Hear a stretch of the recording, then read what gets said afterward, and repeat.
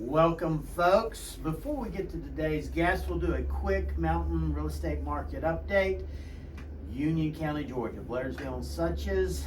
57 homes sold through today this year. We're down from 102 sales a year ago.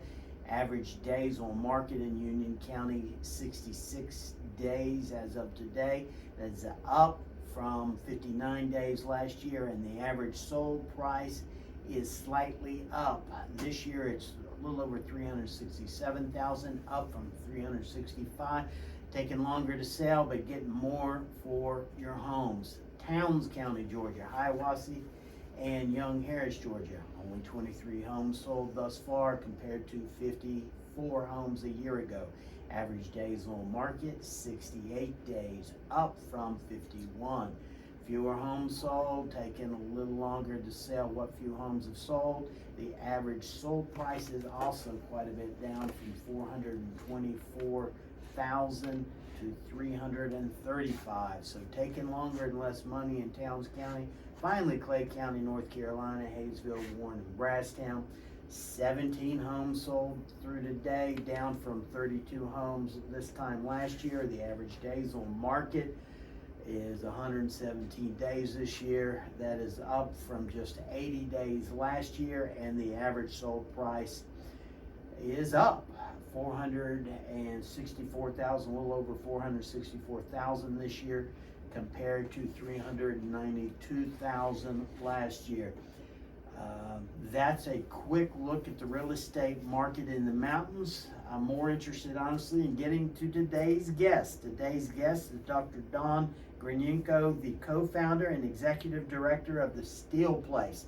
Thank you for coming on, and I see why people call you Dr. Don. That Grinenko took me a dozen times to get it down. Thank you, Dr. Don. Thank you for having me, Rick. Tell us a little, for those who aren't familiar with the gym, the Steel Place, tell us a little about it. The Steel Place is a nonprofit located in the Tusquity Valley in Hayesville, North Carolina, where we provide at no cost to families a week-long retreat here in the mountains. We offer rest, renewal, and recreation to families with seriously ill, terminally ill children, and families who have lost children.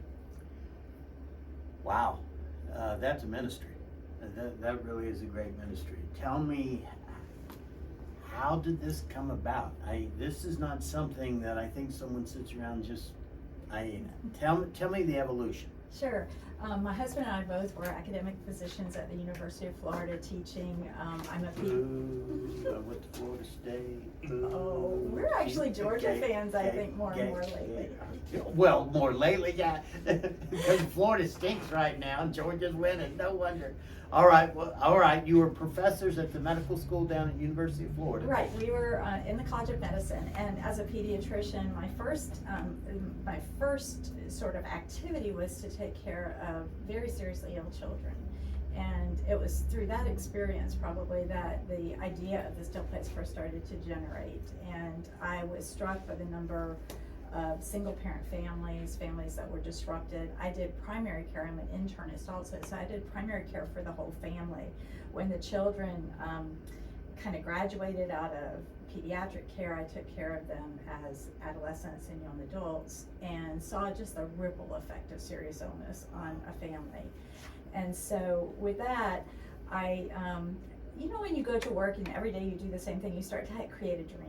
And I dreamed of a place where children with serious illness could experience meaning, purpose, adventure, and the whole family could have some time away from just that daily onslaught of medical appointments, bad news, complications. And so that was what started the idea of the Steel Place. I love it. I love it. Tell me a little about your overall vision and mission. Sure. I think that the most important thing that I like, we kind of have a recipe, I think, and it's all kind of embedded in our mission and goals. And so the first thing that we think we'd like to offer is just rest, renewal, and we have it says recreation, which is really intentional, that we hope that with the stillness coming here to the mountains, which is so beautiful, that people they're still a little bit, and they realize what power they still have over their lives despite everything that they had dreamed of being changed. So then our next layer is, how do we do that? we do that with art, nature, spirituality, and Appalachian culture and adventure. And I'll talk to you a little bit in a minute about what a typical retreat looks like, but everything we do has that as kind of the basic recipe. I do like to cook. And then the final thing, what we really hope to do, I can never say that we change lives really, but we like to think that we enhance empowerment, resiliency, self-determination, and hope through the activities, the volunteers, the one-on-one interactions that we provide. I love it. How does someone that is in that position in life, how do they learn about y'all? Yeah, it's been interesting. We were serving like 5, 6, every year a few more people, and it's all been word of mouth from parents, which to me is the best sort of affirmation that we're on the right track. So we do have rack cards in some of the academic health centers, but really it's Facebook connections, moms groups that have been kind of our referral source. We have about 50 families referred to us every year that come, and the family applies themselves. We also serve about 45 to 50 families a year in our still place retreats, and we've recently started a new bereavement program, but in the typical retreat, we have about 45 to 50 retreats per year, single families. Tell me a little about your facility. Mm-hmm. We have 3 houses, one of which we rent in order to provide the basic utilities for the still place, so there's no, we call those pay it forward vacations at a little cottage we have in the Tuscaloosa Valley. And then the 2 properties are next to each other on Compass Creek. So we have 2 residential homes that had been built before that we purchased, my husband and I purchased, to have the families come to. And when I do a 1-hour interview with every family, so I really know that it's safe for them to come to this rural area, and to make sure that we're prepared. I speak to the providers if necessary. So one of the houses has some minimal handicapped accessibility, but one of the things I've learned at some of the camps I've served for seriously ill children is that we make do, and that actually creates more access to a big wide open world. Right. That's a nice area out there, the Compass Creek area. It very, is very gorgeous. nice. Folks that haven't been to the mountains before, that just must be an awesome experience. I tell the kids, like in the summertime, they're in the creek constantly. My little creek dippers, firefly chasers, and we have salamanders everywhere. This weekend we were forest bathing because of the rain. We were walking barefoot, and we were seeing salamanders everywhere. Awesome. Tell me, you mentioned that's a typical family retreat. Tell me a little, you mentioned another program or something that y'all have started, bereavement. Yeah, we have bereavement retreats for parents, and I would like to really invite our local area for any of our activities. If there are children or families who have children that are seriously ill, we'd love to invite them. But the Still Your Mom and Still Your Dad retreats came out of just my experience, especially in hospice care of children, where the bereavement that we offer as a country for parents is really not very cohesive. So what we were able to do, there's a wonderful foundation out of Charlotte called Charlie's Heart Foundation. I wrote a grant, and we piloted this in 2021, and now we have a partnership with them for the next 3 years in which we can offer 4 to 5 retreats per year. We just finished a retreat this weekend. We have 5 to 6 moms that come, and again, we apply our recipe. And I think that the most important thing about those retreats is that no one can understand more than another mother or another father what you go through when you lose your child. That's awesome. That really is awesome. Folks, we appreciate you listening in today. Our guest is Dr. Dawn, the co-founder and executive director of the Still Place. We'll be right back after these commercial messages. As always, thanks for listening. Folks, if you're looking to buy or sell real estate here in the beautiful Blue Ridge Mountains of Northeast Georgia or Western North Carolina, I hope you'll give me a call. My number is 828-557-9139, or email me at rick@callrickandrews. And as always, if you have any real estate questions that you'd like for us to cover, please give us a call or shoot us an email. Let's get back to the important topic. Today's guest is Dr. Dawn, the founder and executive director of the Steel Place, located in the beautiful Tusquity Valley near Compass Creek in Hayesville, North Carolina. How did y'all find Hayesville? It amazes me how folks find their ways.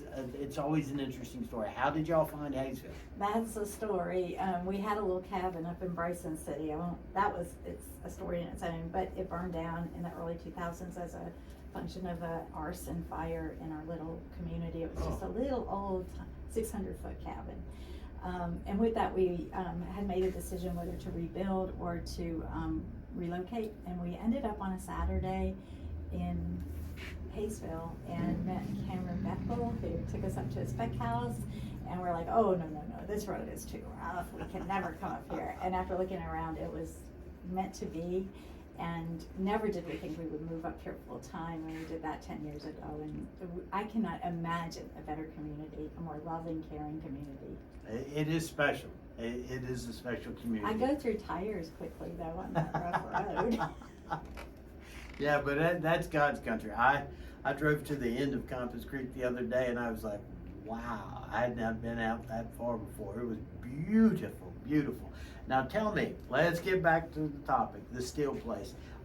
Can you share with us some of the details about a typical family week there? You mentioned that they come for a week. What should someone expect? Sure. The first thing I always do is find out whether a family needs time alone without anybody messing with them versus our whole cadre of experiences. So typically a family will arrive on Sunday afternoon, one will leave on Sunday morning, so we flip the house. And then we welcome them, show them around. A lot of the times the kids will ask, Dr. Dawn, where do you sleep? And I say, no, this is your house and I want to treat it like your house. And I show them up in the attic, we have a little attic space, that every kid that comes signs their name. So I tell them, now don't scribble on the wall, but when you leave, make sure you sign your name. So then on Monday, our volunteers come and we do a hike on that beautiful road in Compass Creek and we show them the 2 underwater bridges that we have. We also have a 28 to 30 acres across the street, beautiful, just untouched Appalachian forest, second growth, but it has an old logging trail, and we have a little gem mine for the kids that can't go to the gem mining experience, so we usually hike that a little bit if the kids are able. And then we come back for lunch, and in the afternoon, some of our volunteers come and provide an art experience for the kids, and we've talked about it ahead of time. So it might be something like felting, pottery, making stuffed animals, and rock painting, which they love to paint. There's paint all over the house. And then the next day, we have our farm experience where we take the kids to a farm. It might be Southern Cross Alpaca, Stillwater Landing, or High Mountain Creamery.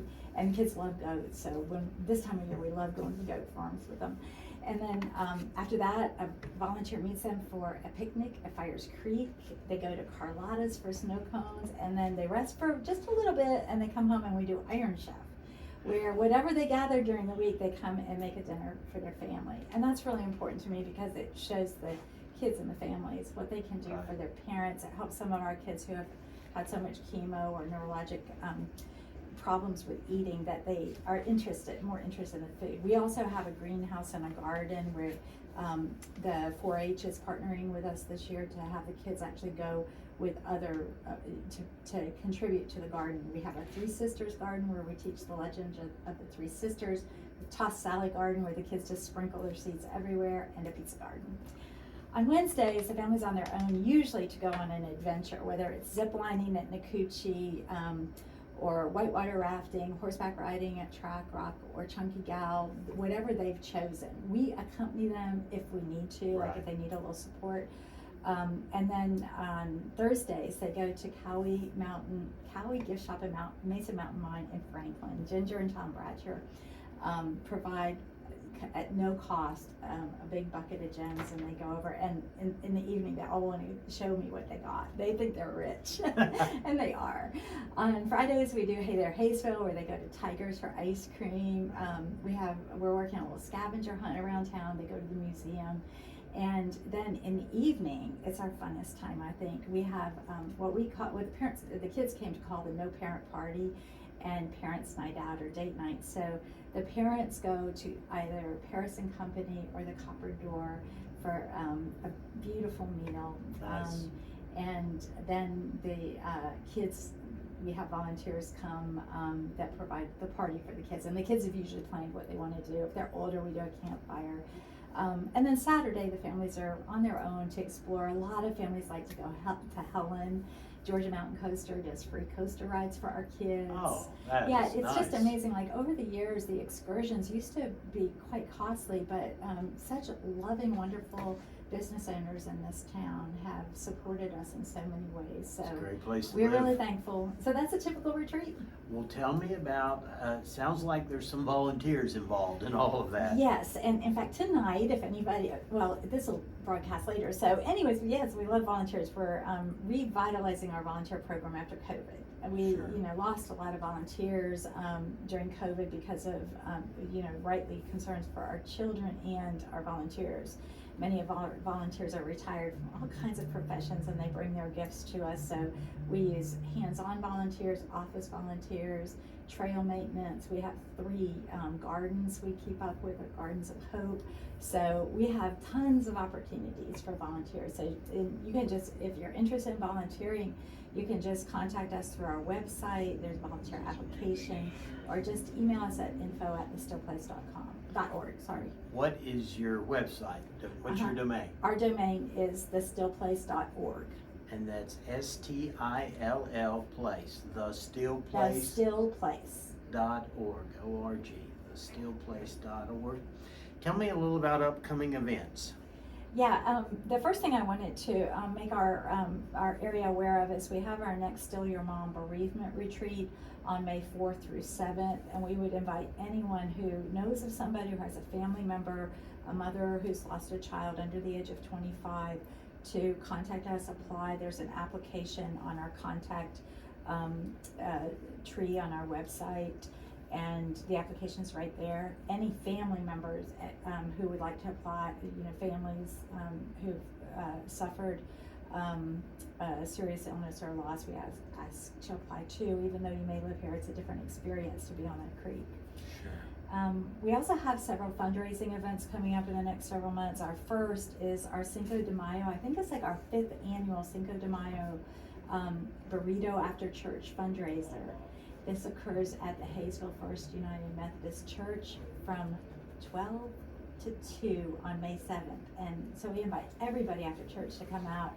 It's donation only, so it's a great deal, yummy food, and it's a burrito bar basically. That sounds really good. Yeah, it is good. Now that's May 7th from 12 to 2, Cinco de Mayo. It's a fundraiser for the Still Place. That's right. All right. At Hayesville First United Right. Methodist. Sure. And then this is something I'm really excited about. We've just kind of kicked off our very first golf tournament. And that's going to be at the Ridges on Saturday, May 13th in the afternoon. We are actively recruiting sponsors and golfers. So anyone interested in that, again, What date was that? May 13th. May Saturday, 13th May at Mountain Harbor Golf Course. Correct. Okay. May 13th. No. That's fine. That's fine. I live in there and I still call it the Ridges I am sometimes. so sorry. No. Okay, so how can someone go about getting details on these events and other events? If you go to our website, it's up front and center. There's a little thing that you click on, and then we're going to be posting our QR codes are all going to be all around town, so you can just register or sponsor through that. And that's going to be the easiest way to go to our website. And that's thestillplace.org, O-R-G. Let's talk donations. You talked about volunteers. Let's talk about money donations. How can people support you? We receive donations in multiple ways. Mail, the old-fashioned way, is actually the best because 100% of your donation comes to the Still Place.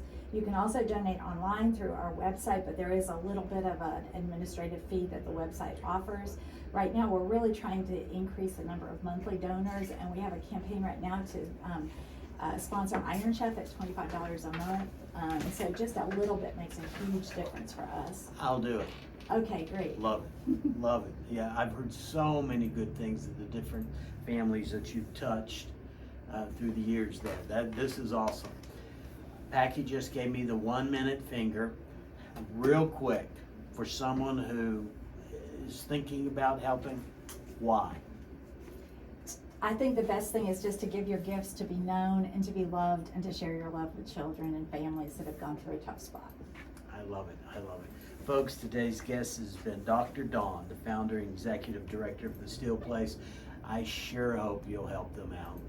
They're folks that make this yet another great reason to live in the mountains. Thanks for listening, as always.